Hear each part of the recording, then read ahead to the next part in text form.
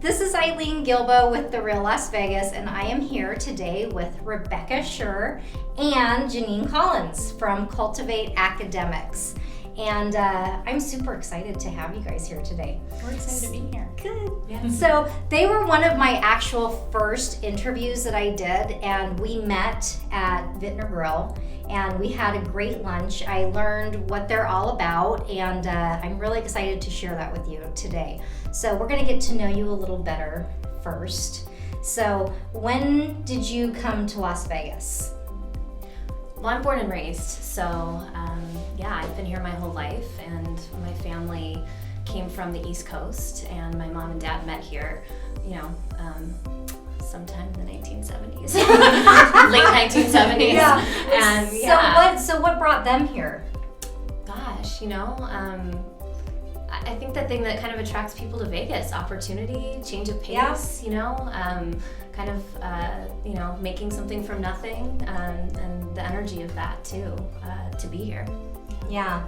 So what about you, Rebecca? Yeah, I came in, I want to say 2006. So I was a public school teacher. I taught in Florida, and I also taught a year in Tucson, Arizona. And I just really fell in love with the West. I mean, I love the mountains and, just like this big sky sort of country. Yeah. And after going back to Florida for a year, I had heard that Las Vegas was hiring a lot of teachers, and so I came out by myself and kind of did that. And so I always tell this like little anecdote about my first moments in Vegas was driving down the 95, like trying to find my way to Summerlin, and like a big semi on the side and like people passing me, and it's like in that moment I knew like, you gotta be strong. You have to like know why you're here, who you are, and what you're gonna do in this town. And so that's just one thing I really love about Vegas is that, like Jeanine said, like adventure and new opportunity, and you gotta have grit to be a Las Vegan, and I love that about the city. Yeah, it's amazing. So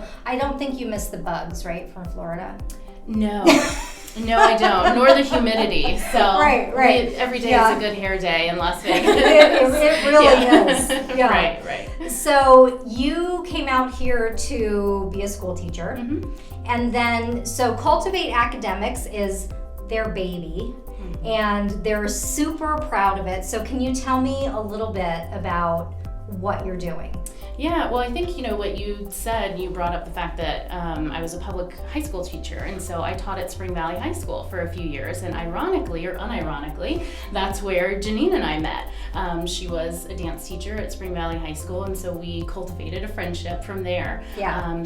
But I ended up starting a tutoring business, and while I was doing that on the nights and weekends, I would tutor students for SAT and ACT prep, and what I noticed was students were just really kind of confused about the college admissions process. About 10 years ago, really, so about the time that I came out here, 10 to 12 years ago, the college admissions process really changed. I mean, it really opened up to so many more students than it had previously with the onset of the internet and the ease at which students can apply to college. So I just kept getting more questions. Can you help me write this essay? Can you help me apply to college? What college would be good for this particular major? And honestly, as a lover of education, I educated myself on answering those questions. And then in 2015, I went through UCLA has a college admissions consulting certification course, and I went through that master's level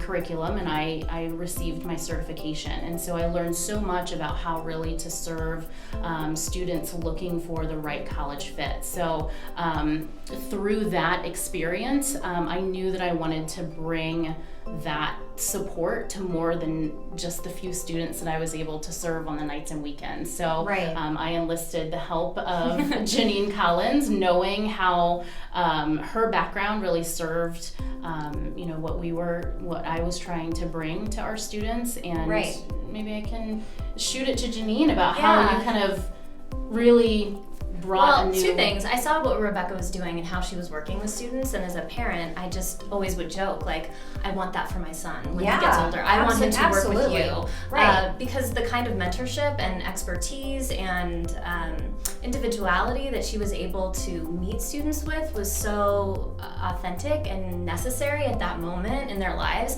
So I was a high school teacher for 12 years. I was a high school dance teacher, and so what was wonderful about that was the fact that I would get to meet with students.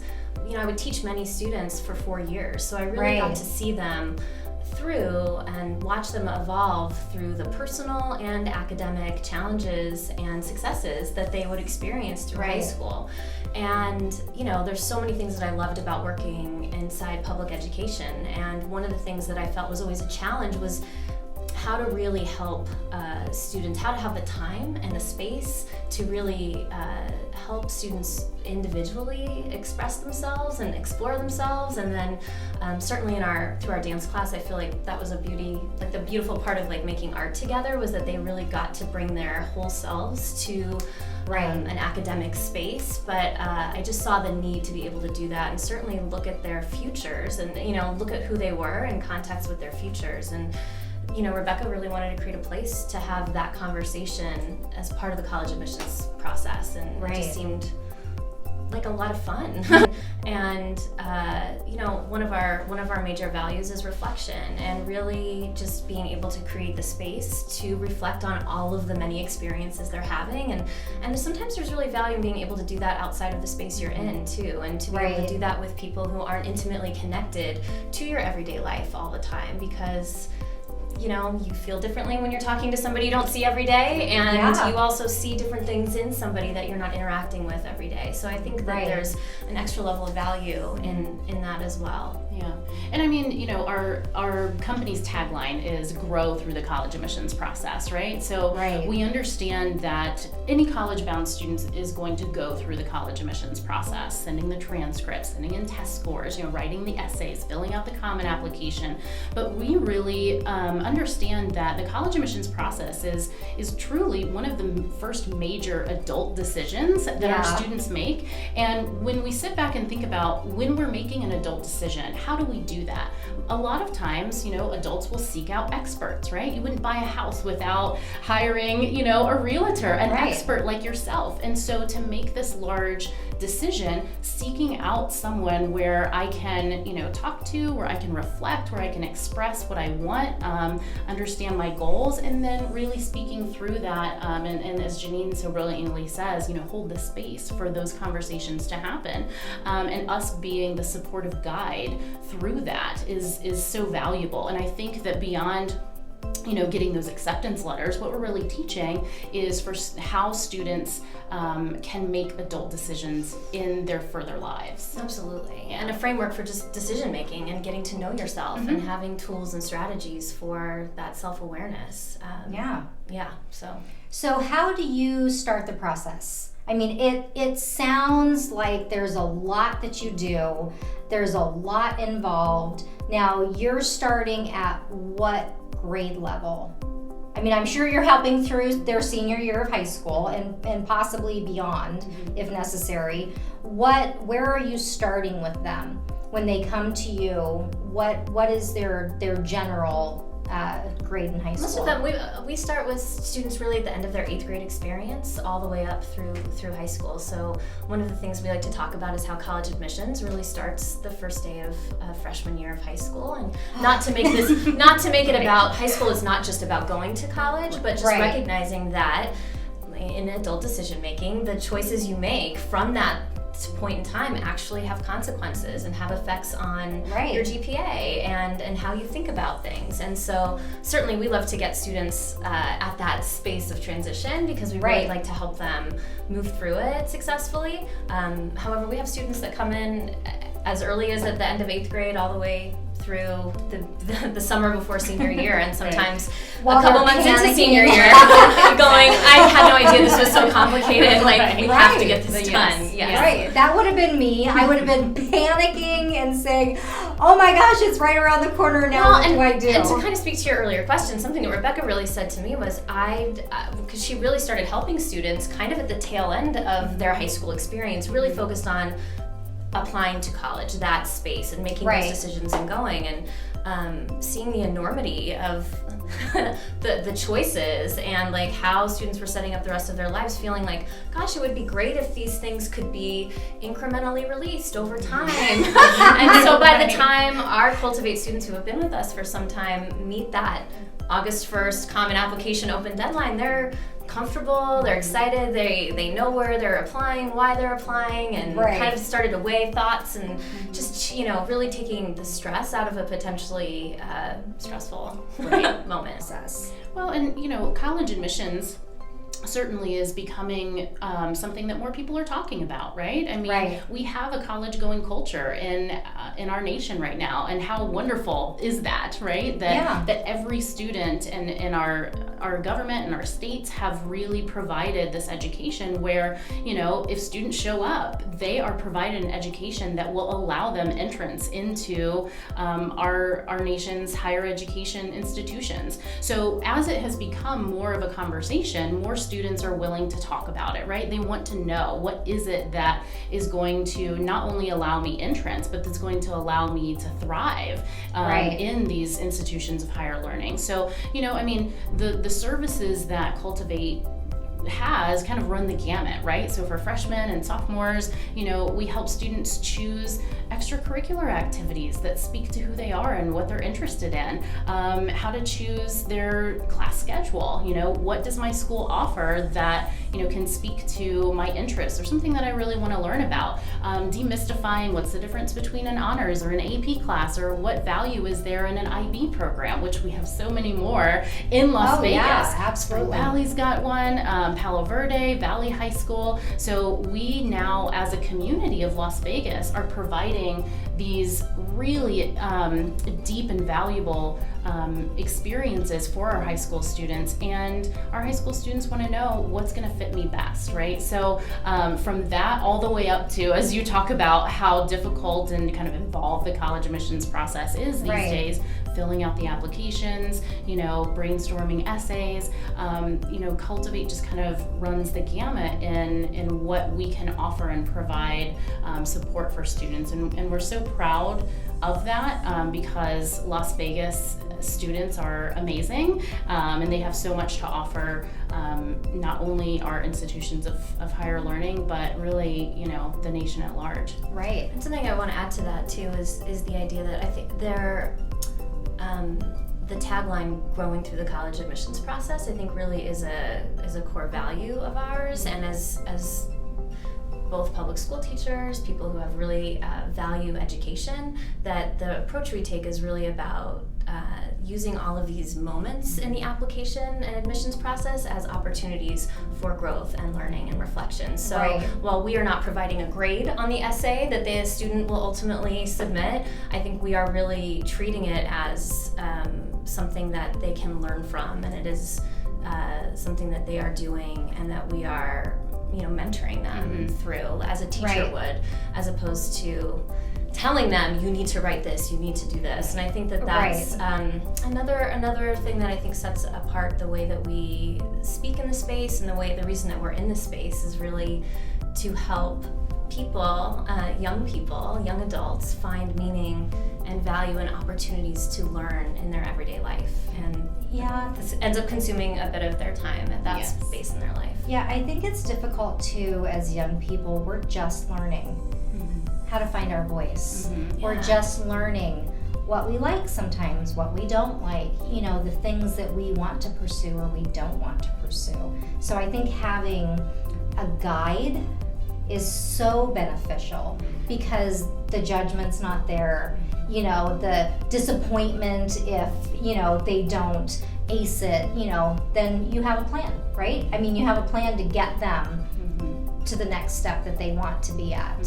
So I mean, I think they really help craft that plan. I think that's really the point too. Is and behind you probably can't see it on the video, but behind you we'll take a picture. Our Cultivate values, and what these really came out of Rebecca and I really reading through and coding many college admissions essay prompts, and really looking at the kinds and qualities of questions they were asking students. What were the skills, the values, the character aspects that they really wanted students to embody in their responses? Wow. And we kind of said, well, wouldn't it be great to create a coaching consulting practice that really helps build these skills, which are for you: confidence, reflection, intentionality, engagement, expression, resilience, balance, and open-mindedness. And so while I think they begin coming to us, it's really about them doing the work to cultivate those skills within themselves, which, we also like to say, we like to help make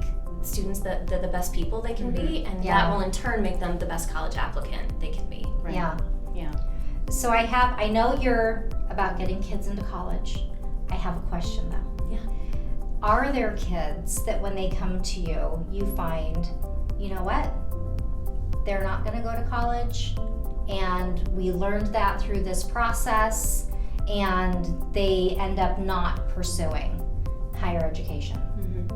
Absolutely, and I think exactly what Jeanine has just said. When we have made the priority, right, the betterment and the growth and the self-awareness of these young people, when we have made that our priority, the growth, right, the cultivating of the human being, students will get to know themselves. And certainly, we kind of see that growth through the lens of college admissions, but we absolutely have had students who have decided, I'd really like to go into the military. I would really like to take a gap year. I want to go do service in another country and then come back. So there are all sorts of ways to live your life authentically, right? College is one of them, but like I said, our priority is to cultivate that student and the self-awareness, and really providing them with the expertise of the strategy of the goals that you've set for yourself. Right. So you're allowing them to get to know themselves as separate entities, maybe, for the first time, that, since they've been probably alive. Because that's what high school age kids are doing, right? Yeah. I mean, that's really what is happening. Yeah. and so I think we just kind of say, this is happening. Let's make sure that it happens as authentically and intentionally and as, as reflectively as possible, so that you are recognizing you're going through that shift. And that you can make decisions that are going to be good for you in your future. And we start our practice as well with some really reflective and deep dives into the family culture, and understanding that we are all kind of on the same team, right? So one of the first things that we do is called an appreciative interview. And so in that, we speak with the parents and students all together, and we understand what are their collective values. What do they value about the college experience? What do they value about an adult experience? What do we want as collaborators in this experience? What do we each want out of the process of working together? So a lot of that, kind of gets flushed out in the beginning. We really value understanding who it is that we're working with, what their values are and what our values are, and how those align before we ever begin working together. So understanding if college is the only option, or if we've got a family culture that wants their students to largely explore other options. So we really get to know kind of the team, right? The team of the student prior to really starting our work together. So it's exciting, and I think that again, it sets us apart from what other college admissions coaches might be doing and saying, well, you want to get into X, Y, and Z college, here's how you do that. We put the student as the priority and not the admissions letter as the priority, because the admissions letter comes in the mail and you get to open it only once. True. Right? But so you have to go to that college, you get to live your life every single day. So we put the student at the forefront of everything we do. Right. So, Rebecca, is there any sort of accreditation that you have to do what Cultivate is doing? So college admissions coaches, are kind of cropping up all over the country now as college has become more competitive to get into some of the more selective schools. So the short answer is no, you don't have to have an accreditation to do that, but that's something that consumers certainly should watch out for. So Cultivate is a part of the NACAC, which is the National Association of College Admissions Counselors. And I received my college admissions counseling certification in 2015 from UCLA, probably the most prestigious program in the nation. There are only a handful of colleges around America who provide this certification. Sometimes, even counselors who are working in our high schools don't have that level of certification. So I think it's very important that we are backed by that organization and adhere to their ethics and principles. And I did want to mention also, certainly while Cultivate, started in earnest at the beginning of 2018, I have been doing this work for about 10 years. And, working as a public school teacher, I was trained by the SAT on how to tutor for the SAT, but really knowing from my work in this field, Cultivate was born out of something that Jeanine spoke so brilliantly about earlier, was that we noticed, and I began to notice the shift in what colleges were looking for. They really, the questions that they were answering were not just about major and GPA and extracurriculars anymore. Right. They were about, how are you a collaborative human being? Talk about a time where you failed and you proved resilience. Wow. Talk about how you've engaged in your community and how you see your personal impact in how others, are living their lives. And so, this is really when I started to see we've got to shift. Absolutely. If college admissions, they are our leaders, right? They are setting the goals for what they want their students to rise to. Right. And so we've got, as college admissions coaches, have to start to shift our conversation about what they are looking for. And it really is that holistic, we hear that term, holistic admissions. They really are looking for the whole student. So, college admissions coaches that are not having that conversation, I think aren't meeting what college admissions officers are really looking for. So we're happy that we are kind of trailblazing that conversation. We are showing up to that discussion. Right, and I mean, who would have ever guessed, right, that they'd look at anything other than GPA and, if you volunteered. Well, I think it speaks to a larger shift in our economy. I think it speaks to our culture. I think it speaks to the shifts that are really, I think, K-12 public education in our country is having a conversation around innovation, creativity, 21st century learning habits. So that's creativity, collaboration, communication, problem solving. No longer is it just the student, the smart. We use an article with our students that Google Google did a study about its most effective, its most effective employees, teams. Right? Their most effective teams, and it was the so-called B teams comprised of soft skills of people who had liberal arts degrees and who had just a wide array of perspective and philosophy and different ways of thinking that really brought value to what the engineers and the scientists were driving. And so I think that we're just seeing that if we want to create new learning and we want to create new ideas, then we need to be thinking about the mindsets that have to be cultivated in people to do that. And so I think college admissions is kind of setting that benchmark, and that's good. It's just important for people to see that and to think about that in their application process. Yeah. So I know you guys are a new-ish company. You've already just exceeded what I imagined when we spoke last year. Where are you growing?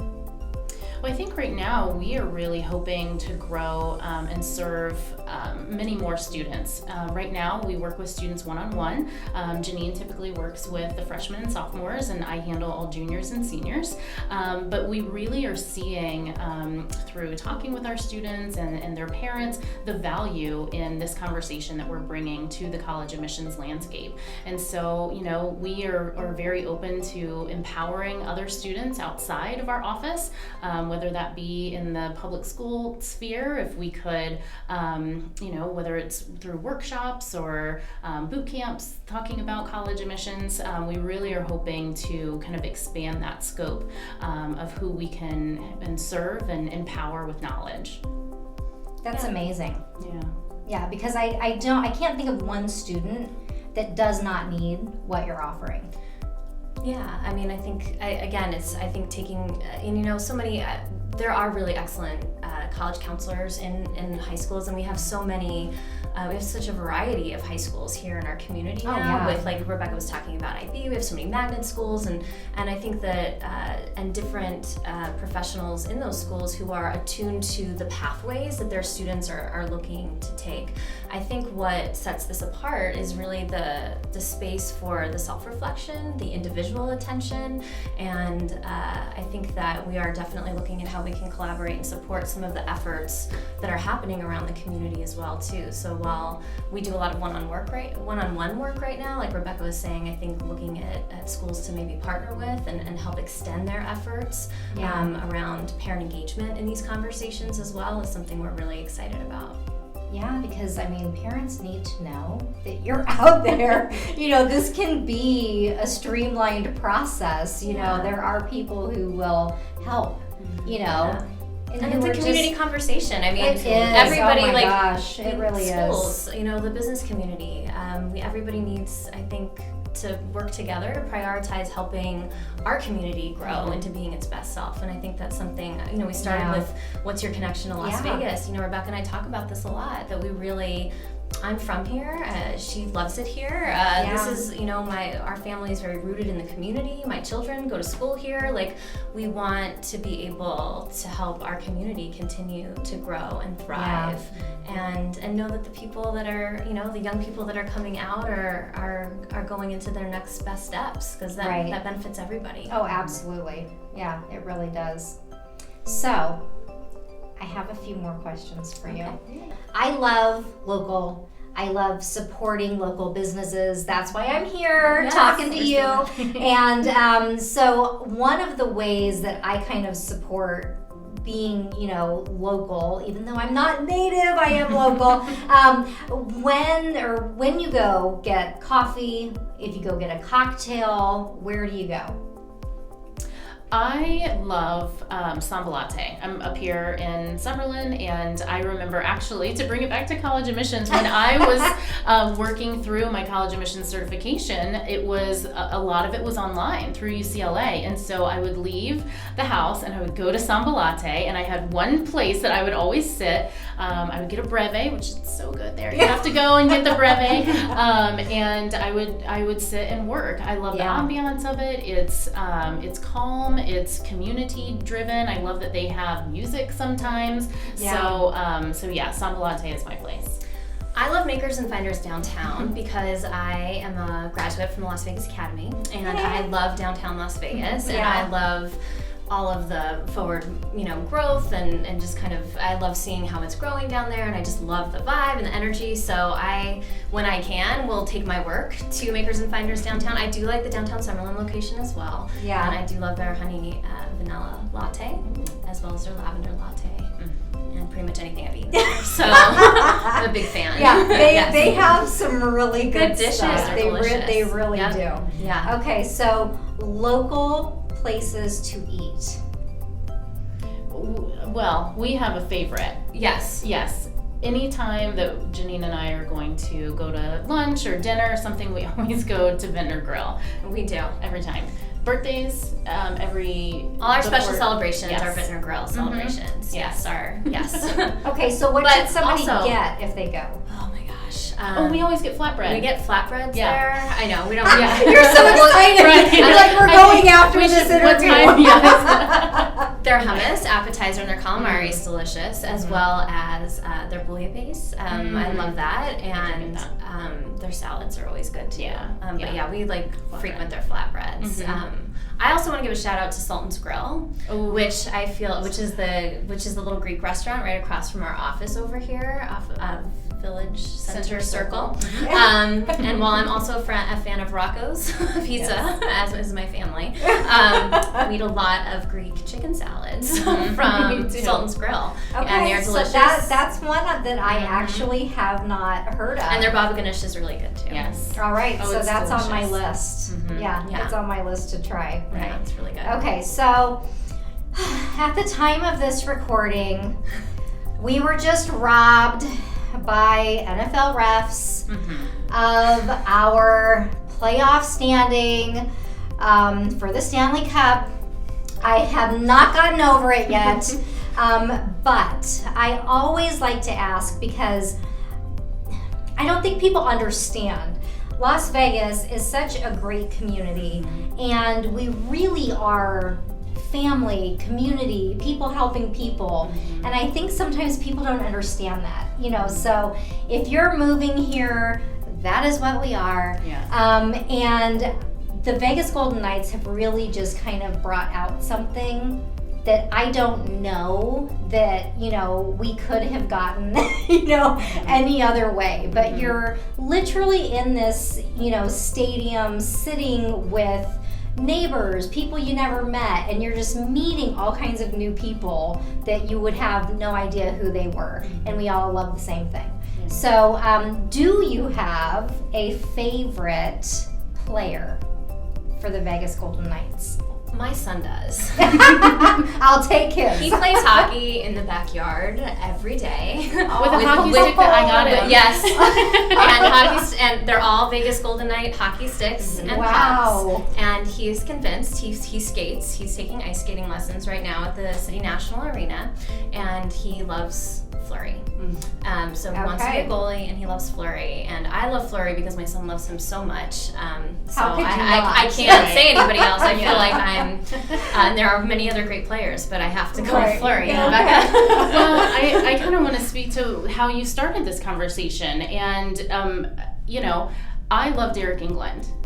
Derek England is a Las Vegan, and he has spoken so eloquently about just exactly what you've talked about, that Las Vegas is this community, and he, had this ability to play in his home city, and I think that he played for, like a farm team or something like that was at the New Orleans for a while. Don't quote me. I want to say it was the Wranglers. Okay. I'm hoping that is the right team. Right. Yes. But I've noticed the same thing. Not being a native Las Vegan, it was, kind of up to each one of us to make this place absolutely our home. And I believe that the Vegas Golden Knights have really solidified this this new day of Las Vegas. We are a community that cares about one another. We're kind. We are, citizens who all want great things for one another. And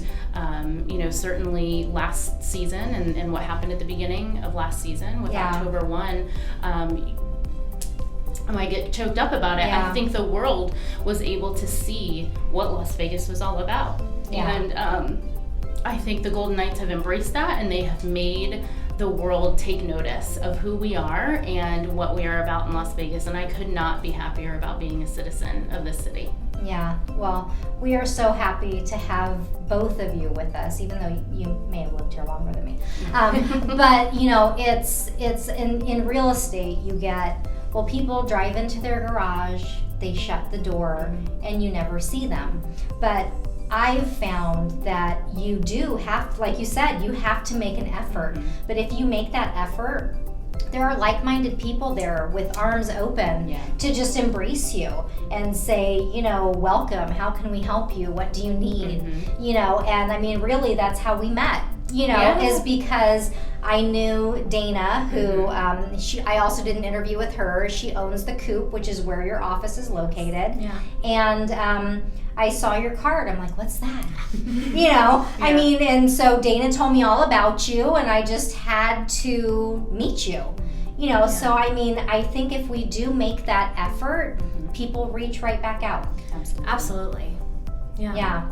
So this has been so fun. I'm going to put all of your information at the bottom of this video, and people will be able to find you everywhere.